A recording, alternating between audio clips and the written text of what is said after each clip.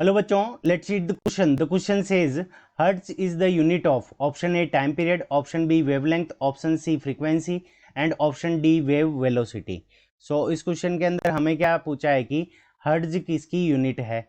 सो इस क्वेश्चन को करने के लिए हम क्या करेंगे, की कंसेप्ट अप्लाई करेंगे. सो की कॉन्सेप्ट. अब की कॉन्सेप्ट के अंदर हम देखेंगे कि हर्ट्ज का मतलब क्या होता है. तो हर्ट्ज जो यूनिट होती है वो यूनिट होती है 1/सेकंड की. ठीक है, हर्ट्ज जो यूनिट होती है वो क्या होती है, 1/सेकंड की जो यूनिट होती है उसको हर्ट्ज कहते हैं. अब देखो हर्ट्ज किसकी यूनिट होती है, तो यहाँ पे हम लिखेंगे कि hertz hertz hertz is unit of hertz is unit of hertz is unit of frequency. Hertz is unit of frequency.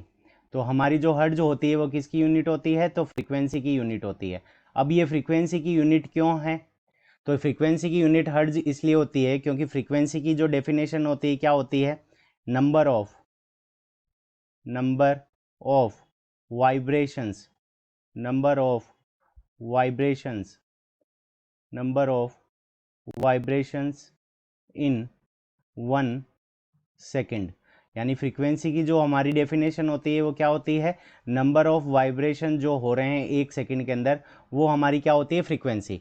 इसलिए क्या होता है, इसके टाइम पीरियड नीचे आ जाता है.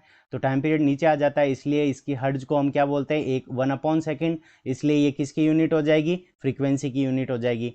सो ऑप्शन सी के अंदर हमें गिवन है, ऑप्शन सी हमारा करेक्ट आंसर हो जाएगा. अब टाइम पीरियड की जो यूनिट होती है वो हमारी क्या होती है, सेकेंड होती है, इसलिए ये इनकरेक्ट है.